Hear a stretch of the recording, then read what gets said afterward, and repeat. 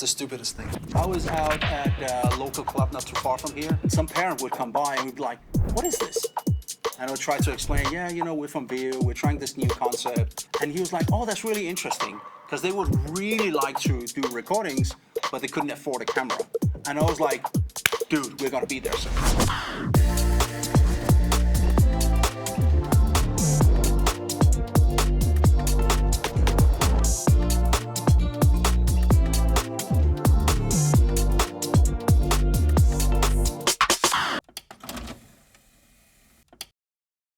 We really wanted to find a way where we could make Veo available to more people. So then, you know, the idea of the phones arose again. We believe this could be a product, but we don't know, and we cannot know until we have something to test.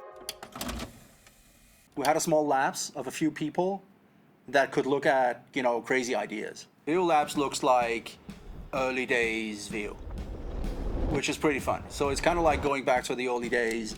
There's a few people in an office coming up with solutions for crazy ideas. And then that could be done. We took it from a very early stage and went out and do test recordings. And then I remember going out and doing recording in like January in Denmark, and it was like freezing cold, and then looking at the result and then seeing that, and it was like, this could actually work. This is actually good. We really wanted to make sure that we take good care of your phones. You could over-engineer it and make sure that it works in all kinds of weather and blah, blah, blah. That was not the choice. The choice was simplicity. You put two phones in a rig, you elevate the tripod, and it records, and you don't have to think about it. You are there to coach, or just sit back and enjoy the game and wait for the fun moments in the video that you can share with your friends. I'm Charlie, lead product designer for Veo, and I'm working on the project Veo Go.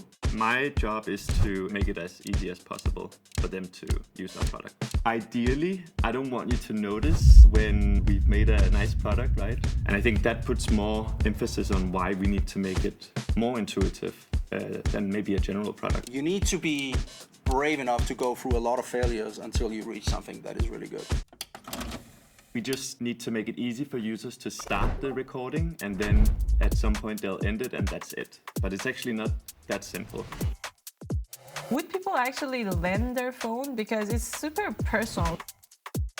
Would this be something that people can figure out to use? So we reached out to specific clubs and teams and asked them, hey, do you want to try this new thing?